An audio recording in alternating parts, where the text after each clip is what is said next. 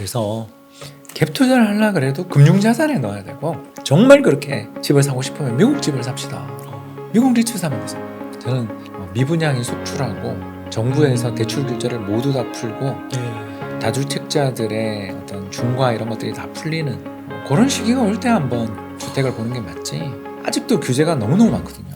앞으로 부동산 집 한 채가 필수겠느냐. 전 말도 안 되는 소리다 그거. 왜 그러냐면 네. 지금까지 우리나라 재테크할 때 부동산을 사라 그랬던 이유가 네. 두 가지 때문이었어요. 두 가지. 네. 첫 번째가 뭐냐면 집 사는 거 말고는 레버리지를 일으킬 방법이 없었어요. 그렇죠? 네. 집을 살 때 말고 대출 받아본 적 있어요? 그쵸. 그런 큰 액수를 받은 적이 없죠.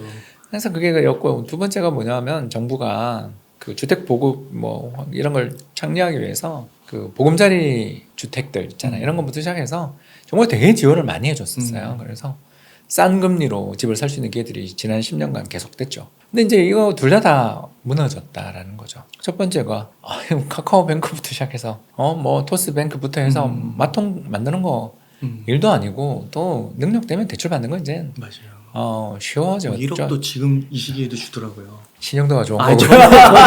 저는 아니고 주변에서. 그게 이제 두 번째가 뭐냐면 금리가 너무 높고 집값이 너무 비싸요. 집값도 싸고 금리도 쌀 때야 좋은 전략이죠. 근데 지금 사야 되냐? 저는 지금 저도 한 채 갖고 있는데 최근에 계속 와이프랑 저랑 이야기하는 게 이 집 그래도 아직 금매물로 팔면 팔릴 것 같은데. 진짜요? 예, 그냥 그만큼 뭐 팔려고 이렇게 하시는 거예요? 좀 이야기를 합시다. 너무 흥미진진해서요. 이 집 팔고 그 주상복합 월세로 들어가는 거에 대해서 진지하게 고민하고 있거든요. 저요? 왜 그러냐면 제가 집이 이건 가정이에요. 예, 가죠. 10억짜리 집을 갖고 있는데 은행 특판 예금을 넣어놔도 5%가 나온다. 이거는 5%까지는 안 나와요. 네. 5%까지는 안 나오죠. 말도 안 되는 거지만 4%만 나와도 연 4천을 제가 이 집을 가지고 있으면 연 4천을 여기다가 허비하는 꼴이에요. 맞죠. 네, 그런데 저희 집이 재건축이 좀 남아있는 좀 낡은 아파트예요. 자, 그렇다면 또 주차장도 여건도 안 좋아서 밤에 늦게 오면 주차장 자리 찾으러 돌아다녀야 돼요. 그러다 보니까 차가 주차 과정에서 기스도 엄청 많이 나고 밀고 뭐 그러니까 네. 이런 동네죠. 그 대충 짐작이 가실 거예요. 그러니까 학군만 좋은 그런 동네에 살아요. 이 상황에서 어떻게 투자를 할 것인가?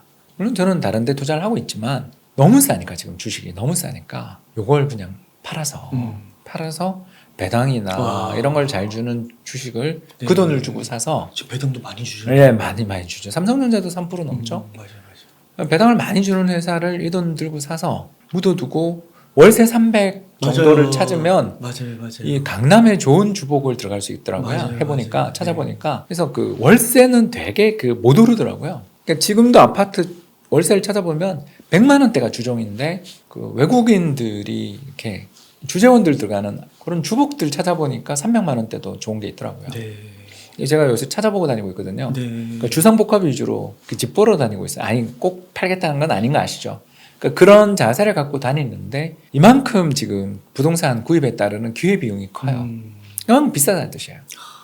이 금리 대비 또는 사람들의 소득이 오래 줄을 텐데 내년에는 확실히 줄겠죠. 아무튼 소득과 금리 여건이 안 좋은데 집을 사야 되나? 집 한 채는 사야 되나? 지금 모은 돈 있으면 전세 가고 전세에서 돈 더 보태서 집을 갭 투자해서 산다? 과거에 있던 투자 전략이 월세에서 이렇게 가는 전략이 상당히 좋은 전략이었지만 지금 환경에도 맞는가? 지금 시기에. 지금 시기에도 맞는가? 그냥 돈 있으면 전세 한 3억 정도를 갖고 서울에서 이걸 구하지 못해서 고민하고 계신 분이라면 차라리 월세 들어가자. 월세는 전세 사기 가능성도 덜하고 그냥 보증금 적혀줘도 되니까. 그리고 더 좋은 집을 구할 수 있지. 인테리어 잘 안 되면 월세 안 들어오니까. 그리고 아낀 그 보증금을 투자에 잘 활용하면 되는 거 아닌가. 지금처럼 역대급으로 모든 자산의 가격이 달러 빼고 모든 자산의 가격이 다 폭락하는 중에 굳이 그 목돈을 거기다 탁 넣고 맞아요. 벌벌 떨어야 되는가. 이거 안 내주면 어떡하나. 그러니까 전세 사기 아니더라도 집주인이 여력이 없으면 나가고 싶어도 못 나가잖아요. 그래서 전세 살다가 집 산다라는 말을 제가 그렇게 싫어하는 이유가 그거 안 되거든요. 저도 해봤거든요 라고 맨날 하는 이유가 이거거든요. 전세 살면서 폭락할 때 산다. 자기가 살고 있는 집 전세부터 안 나갈 거고 갭 투자 하려고 해도 그 갭 투자하는 전세 가격도 빠질 거라고. 갑자기 흥분해. 네. 그래서 갭 투자를 하려고 그래도 금융자산에 넣어야 되고 정말 그렇게 집을 사고 싶으면 미국 집을 삽시다. 미국 리츠 사면 되잖아요. 미국 리츠 배당 배당 수익률이 잘 4% 5% 나오거든요. 그거 한 3억 넣어놓으면 1년에 1,000만 원 이상 배당금 나오면 1,000만 원이 뭐 더 나오겠죠. 그거 가지고서 월세 내면서 100만 원짜리 월세 내면서 살면 되는 거 아니에요? 그러니까 제 주변에도 최근에 갑자기 그 생각이 나는데 그 마포구에 아파트 호가긴 한데 15억이 넘더라고요. 아유, 다 넘죠. 근데 월세로 살면 오히려 그 막 한 3, 400만 원을 받는다고 그러더라고요. 그 나머지 금액을 예금에 넣고 보증금 넣고 월세로 살면. 이제- 그래서 그걸 고민하고 있더라고요. 이 가격에 이 집을 사는 게 맞나. 근데 저는 안 사죠. 저도 그 동네 살았기 때문에 네. 그 전전에 살았던 데가 마포거든요. 네. 근데 이제 그때 집값이 쌀 때여서 저는 들어갔었는데 저는 미분양이 속출하고 정부에서 대출 규제를 모두 다 풀고 네. 다주택자들의 어떤 중과 이런 것들이 다 풀리는 그런 시기가 올 때 한번 주택을 보는 게 맞지. 아직도 규제가 너무너무 많거든요. 그렇기 때문에 특히 양도세 이런 거에 대해서는 세금 되게 세게 때리거든요. 아직도. 네. 종부세 부담도 끝없이 이어지고 있고 금리 뭐 미국 내려야 될 것 같고 또 내린들 천천히 내리지 팍팍 못 내릴 것 같은 분위기인데 굳이 집을 그냥 미국 리츠 삽시다. 그 예금 이자랑 월세를 이게 비교해서 어떻게 보면 지금이 조금 고평가냐 저평가냐. 월세가 괜찮냐. 가장 매력적인 주거수단이다. 그렇게 또 가늠해 볼 수가 있겠네요. 2015년하고 정반대죠. 정반대인 거죠. 그때는 월세 사느니 집을 사는 게 훨씬 쌌고 와. 그래서 저도 그때 집을 산 거고요. 와. 이게 밸류에이션에 따른 주택 매매거든요. 와. 그러다가 이제 그런 이걸 해지성 매매라고 합니다. 해지가 네. 뭐냐면 내가 월세를 사는 게 너무 리스크가 커요. 왜? 너무 집값이 싼데 월세를 살다가 집값 상승의 리스크를 내가 지금 놓치는 거예요. 그래서 집값 상승의 리스크가 너무 크니까 집값 상승의 가능성이 너무 크니까 그 위험을 해지할 용도로 집을 사는 거죠. 사는 거죠. 네. 그걸 수익성에 입각한 주택 매입이죠. 그게 주택시장의 바닥이에요. 그런 사람들이 나올 때가 임대사업자 하시는 분들이 집 살 때 있거든요. 그게 주택시장 바닥이거든요. 그게 2016년까지 이어졌던 길고도 길었던 시장의 바닥인데 3년 정도 갔죠. 14, 15, 16. 근데 이제 그게 또 올 때가 있을 거예요. 그때. 그리고 이제 그 다음은 이제 저희들이 이야기하는 모멘텀 투자자들의 시대가 온 거죠. 가격이 오를 거라는 기대로 사는. 그러니까 지금은 이제 또 해지 투자자들의 매도 시기잖아요. 그때 해지를 하면서 집을 샀던 사람들이 지금 집을 가지고 있는 것은 나에게 기회비용이 너무 크니 팔겠다. 라는 매도가 작년부터 나오는 거죠. 네. 그렇군요.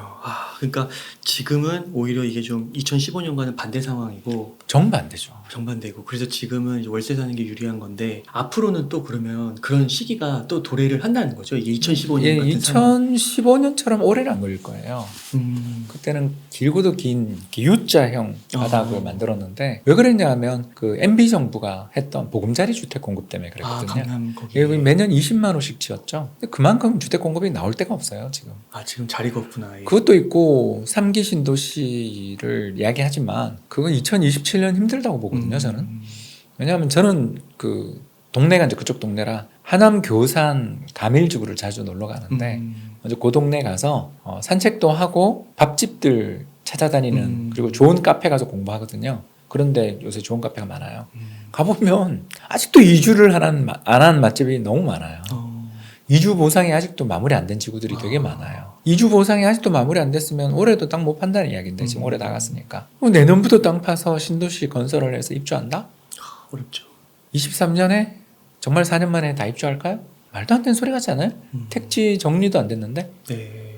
철거도 제대로 안 됐는데 좀 우리나라는 이제 신도시 건설은 거의 포기해야 되는 거 아닌가.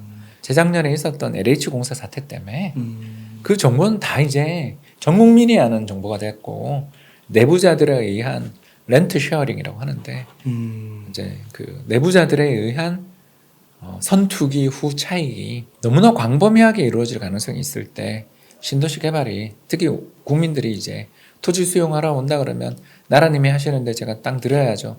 저 멀리 있는 땅 받겠습니다. 네. 그렇게 못 하거든요. 네. 일기 신도시 때는 저희 이모님이 저 대구 사람입니다. 대구에 상인동에 아주 좋은 땅을 갖고 계셨어요. 이제 그 지역이 신도시가 들어서면서 어마어마한 아파트 단지가 됐는데 이모님 땅은 어디로 갔냐면 저 산 밑에 있는 골짜기 땅을 받으셨어요. 그러니까 평지에 있는 현재 여기 건설되는 그 지역의 땅을 갖고 계셨는데 물론 땅은 넓어졌죠. 왜? 농사 지으라고. 근데 만족하시겠어요? 그럼 그 뒤로 이모님 댁을 가기가 너무너무 힘들었거든요. 왜냐하면 버스 타고 가서 한참을 한 30분 걸어갔던 기억이 있는데 그렇구나. 그 대토라는 거잖아요. 그런 것들을 받으면서 이모님이 돌아가실 때까지도 그렇게 그 LH공사 욕했던 게 기억나요. 그때는 이제 토지개발공사인데 와. 그거는 옛날에는 통했어요. 섯을 풀었던 시절이죠. 국가 권력이 압도적인 힘의 우위를 가질 때. 근데 지금은 우리 촛불 시위해서 대통령 쫓아내는 나라인데 쉽지 않죠.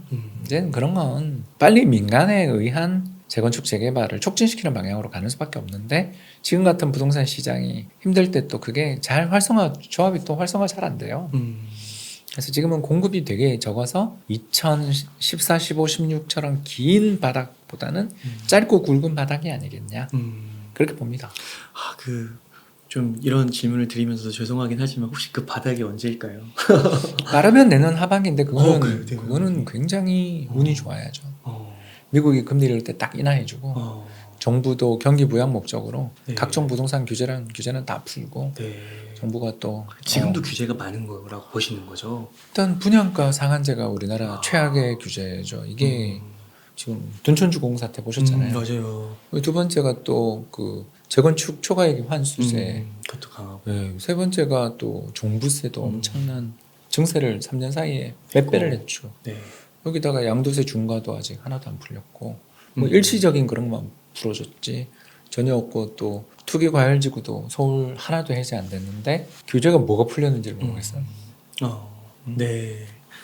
그렇구나. 그러면은 좀 무주택자분들 아무래도 무주택자분들 집을 사고 싶으신 분들이 많을 텐데 뭐 미래일은 알 수 없지만 그래도 한 내년 하반기부터는 더 눈을 뜨고 촉각을 곤두세워서 그 전에는 경매로 지금 경매 낙찰가율이 폭락하고 있으니까 폭락하고 있어요. 서울이 8월달 데이터를 아직 9월달 안 나왔고요. 8월 기준으로 90% 초반까지 왔죠. 그러니까 감정평가액 대비 작년 이맘때가 얼마에 낙찰됐냐면 10억의 감정평가액을 받았는데 그때 12억에 거의 낙찰됐거든. 평균 120%. 왜냐하면 뭐 집값이 더 오를 거라고 생각하면 할수 있는 감정평가가보다 네. 더 주고 살 수 있죠. 근데 지금은 거의 90%가 깨지거든요. 네. 그러니까 감정평가액 기준으로 고점에서 30% 받았어요. 네. 그게 이제 언더슈팅 가능성이 좀 있잖아요. 지금 최근 그 한국은행들의 신용대출 연체율이 오르기 시작했거든요. 이렇게 오르기 시작하더라고요.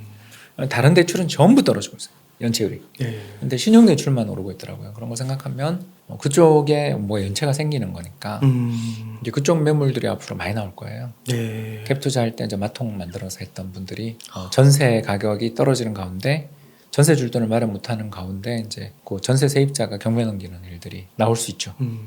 그렇게 될 때는 아마 경매 물량이 지금보다 더 늘고 경매 물량은 굉장히 많이 늘고 있고요. 그게 아마 내년 상반기에는 상당히 많이 나오지 않겠냐. 그러면 경매 공부를 지금 하셔도 좋을 것 같습니다. 근데 저는 네. 그보다는 근데 네. 월세로 살며 금융 투자가 지금은 저는 월세 공부할 게 너무 많으니까. 혹시 그 새 아파트 뭐 할인 분양 이런 거는 서울 수도권에서 기대하기는 좀 어려울까요? 그게 나오면 마당이겠죠. 그렇구나. 네. 이 분양. 네. 박사님 그러면은 저희 20대부터 50대까지의 그 투자 순서를 쭉 이렇게 정리해 주셨잖아요. 그리고 오늘 말씀 가운데 이 나이 때도 일하시는 분들이 없다. 많이 주변에서 찾아보기 힘들다라는 말씀까지 해주시고 그와 함께 이 사회가 이렇게 빨리 변하기 때문에 개인의 생산성 향상을 위해서도 끊임없이 학습하고 그래서 그 반감기 얘기도 해주시면서 책 쓰는 속도가 그걸 따라가지 못할 때 이제 책도 그만 쓰실 것이다. 이런 얘기까지 해주셨단 말이에요. 그래서 조금 이제 젊은 층 분들이 뭐 노후를 준비하거나 뭐 더 큰 목표 경제적 자유를 위해서 이제 어떻게 좀 하면 좋을지 그리고 예를 들면 매월 한 100만 원 정도씩 투자 여유 자금이 있는 거예요. 그런 상태에서 좀 어떻게 하면 좋을지 좀 거시적인 로드맵을 한번 그려주시면 너무 좋겠습니다. 저는 이제 아들한테 맨날 권하는 게 네. 이제 알바를 하니까 네. 아르바이트를 하면서 돈을 버니까 그 돈 들을 때마다 반반 비율로 네. 주식 채권을 사라. 근데 주식은 네가 인덱스 사기 싫을 테니까 마음에 드는 주식을 매수해라. 근데 그 잔고를 항상 반반으로 맞춰라. 이렇게 이야기를 하거든요. 채권과. 그래서 예를 들어서 저 처음에 100만 원을 투자해서 50 투자를 했는데 1년이 지난 작년 입학했으니까 1년이 지나면 딱 지금 보니까 아마 주식에 투자했으면 고점을 잡았을 거고 그래가지고 한 30만 원, 40만 원 됐을 거고 반대로 환율은 작년 이맘때가 1,100원 밑에 있었으니까 1,400원이 넘었으니 거기서 환차익이 네, 많이 났겠죠. 말씀하시고. 그러면 요 둘의 비율이 그냥 계산 쉽게 40만 원, 60만 원이 됐다면 올해 다시 투자를 할 때는 주식에 60만 원 그리고 미국 달러 채권에 40만 원을 맞추는 투자하는 식으로 거구나. 해서 반반 비율을 맞춰주면 자동적으로 이 물타기가 되거든요. 저가 매수를 해줄 수 있고 많이 오른 애는 덜 삼으로써 고가 매도를 반복하는 셈이 되거든요. 그런 식의 전략들을 가지고서 운용을 하면 이게 이렇게 그냥 시뮬레이션입니다만 40년을 그렇게 100만 원씩 매년 했다고 하면 이게 얼마가 되냐면 2억 8천 정도 되더라고요. 네. 그 원금이 4천만 원인데 2억 8천이니까 100만 원씩만 해도요. 네, 매년. 그래서 어마어마한 돈이 되죠. 그 어마어마한 돈이 되는데 이게 만일 여기는 이제 아까 했던 것처럼 미국 주식을 넣으면 그럴 수 있죠. 그러면 어떻게 되냐면 33만 원 한국 주식, 33만 원 미국 주식, 33만 원 미국 국채를 사는 거죠. 이게 시뮬레이션입니다. 왜냐하면 옛날에는 이렇게 투자를 할 수가 없었죠. 근데 지금은 가능하니까. 또 그런 상품이 나오는 거 아닌가요? 지금도 나오겠죠. 근데 그 아직은 없더라고요. 박사님 예, 저희가 내려고요. 내려고 하시는 예, 거죠? 그래서 이런 식으로 투자를 하게 되면 이게 얼마가 되냐면 44억 6천이 돼요. 진짜요? 그러니 그 1,000만 원씩 투자했으면 40년에 46억이잖아요 매년. 2천 투자하면 92억. 88, 90, 90. 네. 예, 이럴 정도로 어마어마한 성과를 거둘 수 있으면서 10년에 한 2년 1년도 잘 마이너스 안 나요. 왜냐하면 반대로 가는 자산에 투자하니까. 이렇게 투자를 하게 되면 굳이 40년 저축할 이유가 없는 거죠. 없죠. 그래서 뭐 20년만 해도 되고 15년만 해도 될 수도 있는데 그 언제 시작하냐가 되게 중요한데 지금이 너무 좋은 게 아니냐. 다 빠졌어요. 달러 빼고 뭐 다 폭락했으니까. 박사님 빨리 상품 빨리 출시 좀 해주세요. 네, 이제 하려고. 언제 런칭하시는 거죠? 네, 올 빠르면 이제 그 뭐라고 하나요? 그 이제 실전과 비슷한 시뮬레이션은 이제 이번 달에 시작하고요. 그걸 이제 뭐 베타 테스트 해서 본격적인 상품의 출시 또는 서비스의 제공은 내년 초가 아니겠나. 네. 그러니까 이게 뭐 주식과 채권을 몇 대 몇으로 하라 이렇게 다 얘기를 해도 실행을 못 하시는 분들이 그러니 많더라고요. 이걸 책으로 써서 적립 투자 전략을 하면 쉬워요. 이게 뭐냐면 새 돈을 넣으면서 많이 빠진 걸 더 사면 되지. 고점 매도는 안 해도 되잖아요. 네. 더 올라갈 것 같으니까. 네. 지금 달러를 누구나 갖고 싶어하는 달러를 매도 쉽지 않거든요. 그러니 새 돈을 내 올해 1,000만 원 투자할 때 내는 주식을 600 사고 미국 국채를 400 사는 식으로 투자를 하면 자동적으로 물타기가 돼요. 현금으로 물타기라는 거거든요. 네. 이게 젊은 분들에게 최고의 전략이죠. 그것도 좋고 그 박사님께서 그런 상품이 있으면 사실 그걸 맡길 수도 있는 거고 클릭 몇 번으로도 그게 진행이 될 수 있는 거잖아요. 동의한다라는 버튼만 누르면 누르면은 네, 자동으로 매매가 그러니까 돌아가요. 그게 없으면은 알아도 안 되는 것 같아요. 네, 저도 잘 못해요. 그래서 저도 이렇게 한 분기에 한 번, 연간에 한 번 계좌 잔고 보고 한 번씩 하지 자주 못해요, 저도. 그리고 그 이제 투자 쪽에서는 이렇게 한번 얘기를 해주셨고 그 공부 측면 있잖아요. 공부 측면에서는 계속 퇴사하고 나서 계속 독서하고 막 책 읽고 그러시는 건가요? 그게밖에 취미가 없어서. 제가 이제 책 읽는 게 두 가지 소스가 있는데 하나는 가만히 있어도 책이 저한테 엄청 오잖아요. 네. 유튜브 채널 저도 추천사도 쓰고 요청도 많이 쓰고. 추천사도 많이 쓰고 또 유튜브 채널에 출연하고 싶어 하시는 작가분들이 많으니까 저는 그 책을 끝까지 안 읽고 추천사를 쓰거나 작가를 모셔온 적은 한 번도 없거든요. 끝까지 우리 웅달책방도 그러시리라고 생각하는데 그만큼 그걸 추천사를 언제까지 써야 된다라는 부담감을 지니는 순간 책을 다 읽게 되잖아요. 그렇게 해서 쓰는 책, 그렇게 해서 완독하는 책이 1년에 한 100권은 넘는 것 같고 그 정도 될 것 같아요. 100권은 넘는 것 같고 여기에 이제 추가적으로 이렇게 좋은 책들을 읽다 보면 책을 쓰고 싶은 욕망이 생기니까 이런 주제로 책을 써야지 하면 내가 이쪽 부분이 부족하니까 하고서 저는 정독도서관 주로 가는데 여기 경복궁 옆에 정독도서관 가서 이제 책을 이만큼 산더미처럼 쌓아놓고 읽죠. 뭐 하루에도 어떨 때는 많이 읽을 때는 10권도 읽으니까 그렇게 하면 그냥 필요한 부분을 이제 제가 그 전에 사전 공부가 돼 있는 상황에서 많으시니까. 그러니까 그 분야는 제가 제가 유전학 책을 읽을 때 그렇게 빨리 못 읽을 거 아니에요. 이번에 노벨상 받으신 태보가 쓴 책에 그런 책도 읽으세요? 그걸 읽을 때는 좀 오래 걸렸어요. 그 DNA 관련돼 있는 책들을 제가 되게 좋아해서 그거 굉장히 재밌습니다. 그거 읽으면 신화와 민족이라는 게 뭔가에 대해서 알게 되고요. 또 저 나라는 왜 저렇게 사는가를 알게 돼요. 굉장히 슬픈 것들도 알 수 있고요. 최근에 나온 믹스처라는 책도 좋습니다. 아무튼 그렇게 저는 책을 딱 읽다가 새로운 분야 책은 아주 탐독하고요. 정독하고요. 발췌독합니다. 그러다가 어느 정도 쌓이고 하면 이 책에 들어갈 내용들을 찾잖아요. 내가 또 요거를 이해가 못하면 다른 쪽에서 쓴 시각을 찾잖아요. 그렇게 해서 읽는 책들이 한 번 책 쓸 때마다 50권을 읽으니까 최소. 예, 그러면 1년에 책을 한두 권씩 쓰면 1년에 기본 200권은 읽는 거죠. 거기에 이제 취미 삼아 읽는 책까지 하면 더 되겠네요. 롱런 하시는 분들이 다 거의 비슷하게 박사님처럼 하시는 건가요? 모르죠. 그건 몰라요. 롱런 하는 분들 그건 몰라요. 왜냐하면 생활을 직접 봐야 되는데 저는 그게 일관된 법칙이 있는 것 같지는 않아요. 사람마다 다르겠죠. 네. 그러니까 이게 결국엔 이제 박사님이 이렇게 방송이 많이 나오시고 요청도 많으시고 이런 것들이 다 그냥 진짜 얻어지고 운이 그런 게 아니라 정말 이게 피나는 노력과 피까지는 아니고 말만 들어도 저는 되게 와 이게 감탄사가 절로 나오니까 피까지는 아니고 네. 재밌게 네. 이걸 좋아서 하기 때문에 살려주세요. 박사님 그러면 마지막으로요 시청자님들께 하고 싶으신 말씀이나 강조하고 싶으신 말씀 있다면 부탁드리겠습니다. 아유 우리 웅달제빵 네. 오래간만에 또 왔는데요. 많이 시청해 주시고 알림과 좋아요 구독 설정 꼭 해주시고요. 네. 아울러 제 채널도 좀 해주시면 감사하겠습니다. 네. 제 책 뭐 꼭 사실 안 읽으셔도 되는데 오늘 소개했던 그런 어떤 내용들을 조금이라도 관심 한번 가져보시면 오늘 방송이 정말 도움되지 않을까 생각합니다. 너무 감사드립니다. 그러면은 박사님 오늘 인터뷰 이 정도에서 마치도록 하겠습니다. 이렇게 해서 투자에도 순서가 있다에 홍신욱 박사님을 모시고 이야기를 나눠봤습니다. 긴 시간 동안 유익한 인사이트 많이 나눠주셔서 감사의 말씀 드립니다. 오늘 고생 많으셨습니다. 감사합니다. 감사합니다.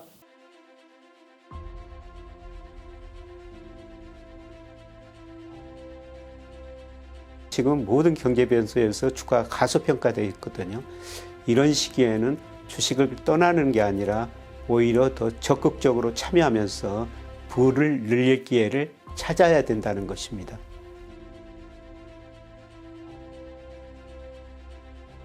내가 돈을 벌기도 쉽지만 어떻게 지켜야 되지? 근데 안타깝게도 이 자본주의의 룰을 이해하는 사람이 거의 없습니다. 이 자본주의의 성장을 이끌어나가는 기업에 우리가 투자를 했을 때 우리의 노후도 보장이 되는 그런 경제적 자유를 만들어낼 수 있는 거거든요. 우리가 좀 힘들긴 하지만 열심히 공부하면 충분히 배울 수가 있습니다. 네, 좋은 기회가 오고 있습니다.